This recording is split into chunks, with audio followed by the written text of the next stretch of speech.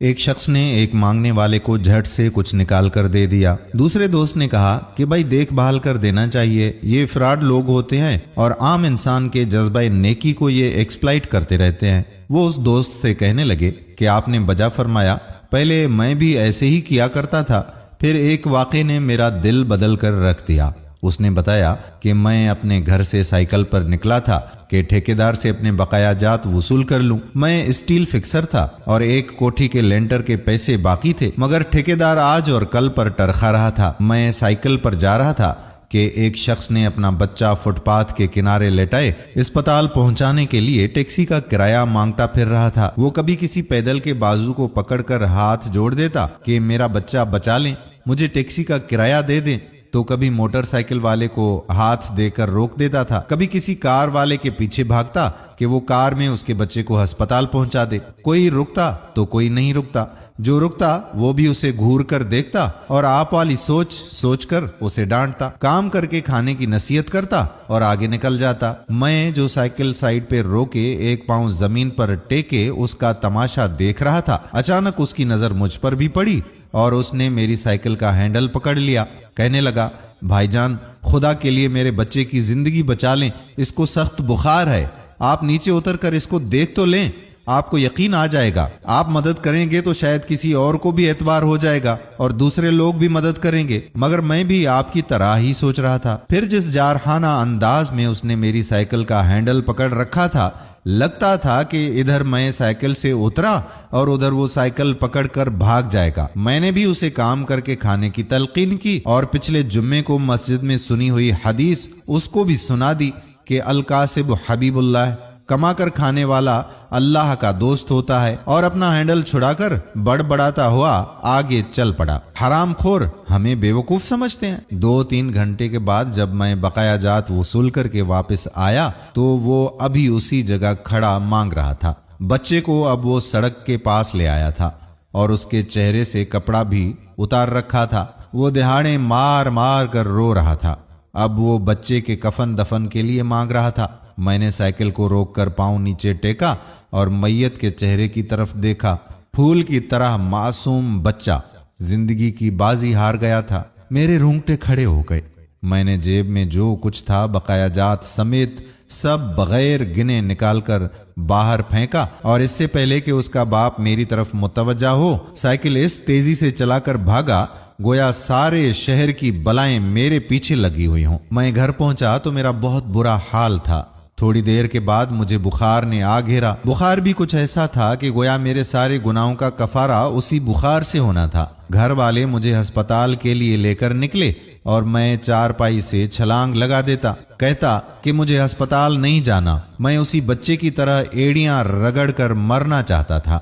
2-3 دن کے بعد میرا بخار اترا، آرام آ گیا، مگر میں ذہنی مریض بن گیا تھا۔ مجھے لگتا تھا کہ گویا میرا اپنا اکلوتا بیٹا جو 3 کلاس میں پڑھتا ہے وہ اس بچے کے کفارے میں مر جائے گا۔ میں نے بچے کا اسکول جانا ہی بند کر دیا۔ بیوی کے بار بار اصرار کے باوجود میں بچے کو اسکول تو کیا دروازہ کھولنے کی بھی اجازت نہیں دیتا تھا۔ 40 دن اس بات کو گزر گئے تھے اور بچے کا نام اسکول سے ہی کٹ گیا تھا۔ بیوی نے اپنے بھائی سے بات کی جو دبئی کی ایک کمپنی میں کیشیئر تھا۔ اس نے مجھے باہر بلانے کے لیے پاسپورٹ بنانے کو کہا، مگر ایک تو میں شناختی کارڈ بھی پیسوں کے ساتھ نکال کر بچے کی میت پر پھینک آیا تھا، دوسرا میں خود بھی بچے کو اکیلا چھوڑ کر باہر نہیں جانا چاہتا تھا۔ وہ 40 دن قیامت کے 40 دن تھے۔ 40ویں دن 10 بجے کے لگ بھگ ہمارے گھر کا دروازہ بجا۔ دروازہ میں نے خود ہی کھولا اور سامنے اس بچے کے باپ کو دیکھ کر مجھے چکر آ گئے۔ مجھے لگا جیسے ہم دونوں آمنے سامنے کھڑے خلا میں چکر کاٹ رہے ہیں۔ درمیان میں بچے کا چہرہ بھی آ جاتا۔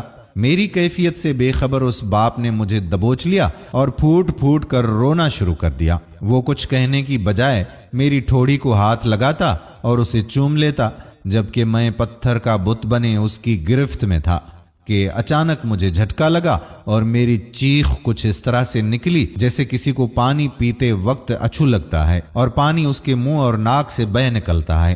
میں اس بچے کے باپ کو سختی کے ساتھ سینے سے لگائے ہوئے یوں رو رہا تھا گویا اس کا نہیں بلکہ میرا ہی بچہ مر گیا ہے۔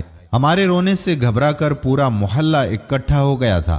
آہستہ آہستہ 40 دنوں کا غبار نکلا، اس کو میں گھر میں لے آیا۔ محلے والے بھی آ گئے تھے، جنہوں نے اس آدمی سے بہت افسوس بھی کیا۔ کچھ دیر کے بعد اس نے اپنی جیب سے میرا شناختی کارڈ نکالا اور مجھے واپس کیا۔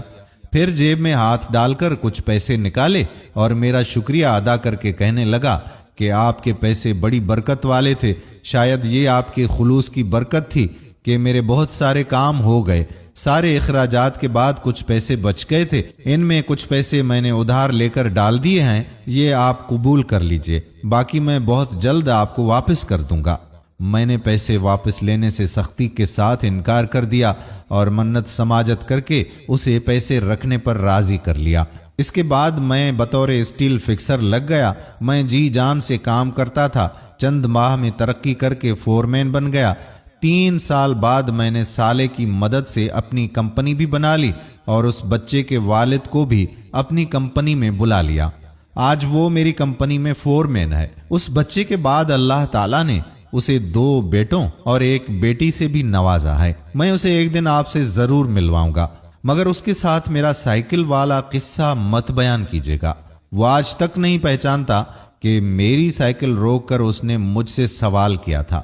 وہ مجھے ولی اللہ سمجھتا ہے، جس نے اس کے بچے کی لاش دیکھ کر سب کچھ نکال کے دے دیا تھا۔ بھائی صاحب، اس دن کے بعد میں کسی کا ہاتھ خالی نہیں لوٹاتا۔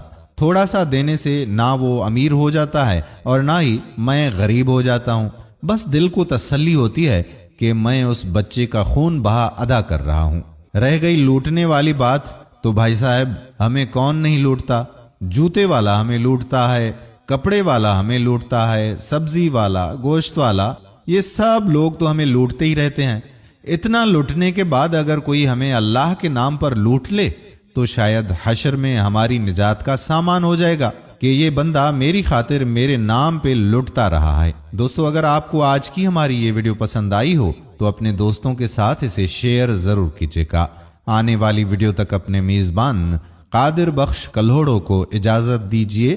اللہ حافظ۔